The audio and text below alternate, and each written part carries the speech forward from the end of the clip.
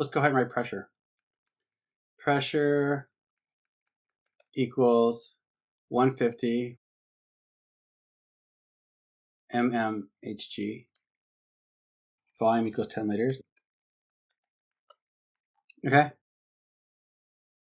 So we got a pressure that is 3.04 times 10 to the 4th millimeters of mercury.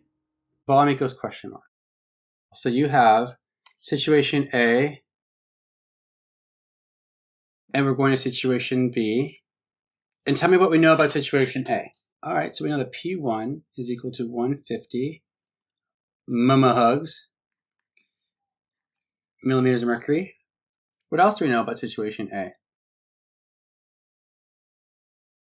All right, so volume is 10 liters. Now we need a P2. So 3.04 times 10 to the 4th millimeters of mercury. And then our V2 is a question mark, right? Since we're going from situation A to situation B, and we're not staying within the same scenario, we're not going to use the ideal gas law. Instead, we're going to use the combined gas law and eliminate whatever variables we don't need.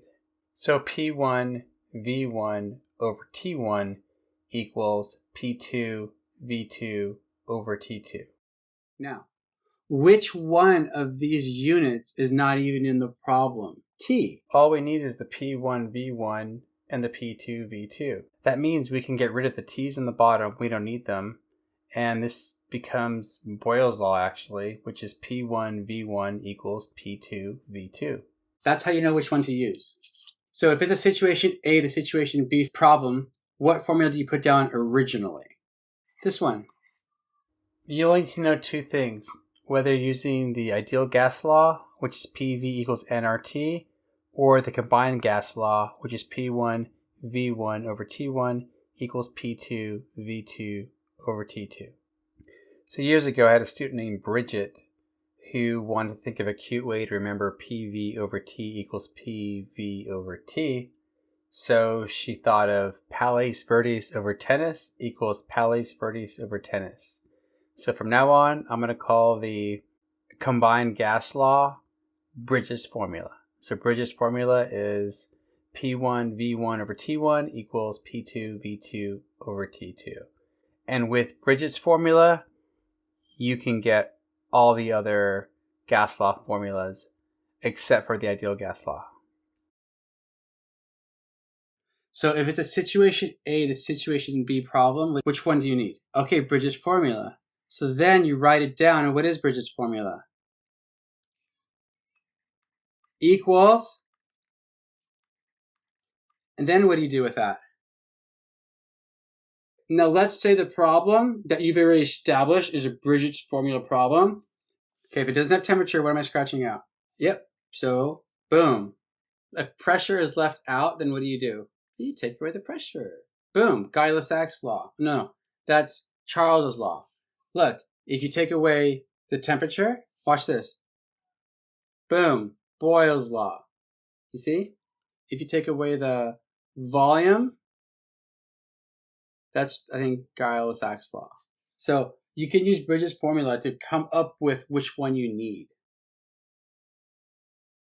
Inside of it, it has Charles's law.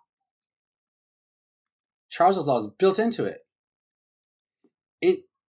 Inside of it, it has Boyle's law. It's called the combined gas law.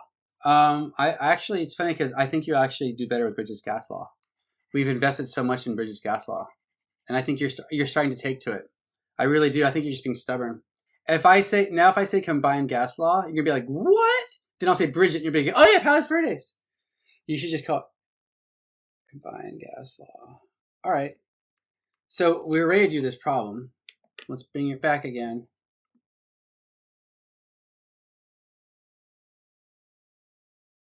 Well, this problem sucks. Hold on. You have to stand like climbing crap. So if you're at the top of the mountain, it's going to be 150 mmHg. All right, so that's the top. That's your P on top. If the climbers carry 10-liter tanks, okay, so now you have some sort of climber guy, like right here, he's got a tank on.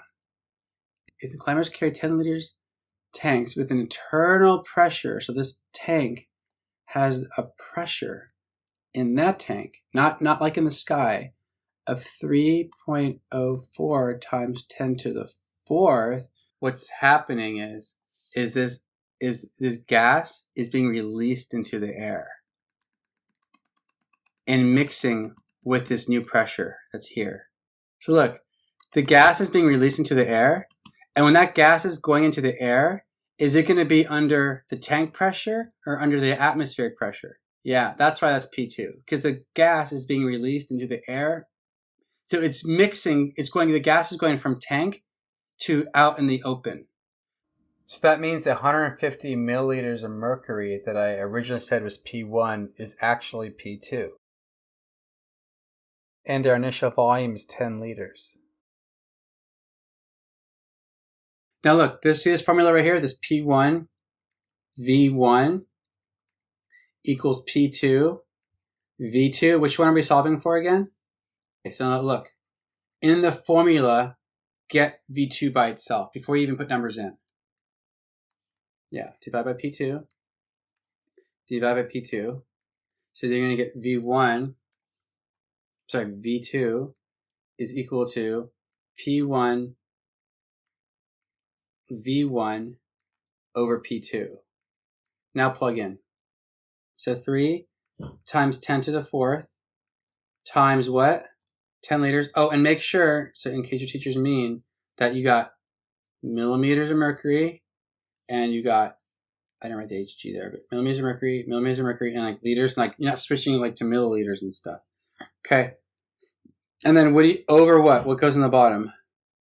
So what's P2? What's P2? All right. We'll just put the 150 in there. So look, I left all the units out. It's 2 times 10 to the 3 liters, because the volume unit that's written in the problem is in liters.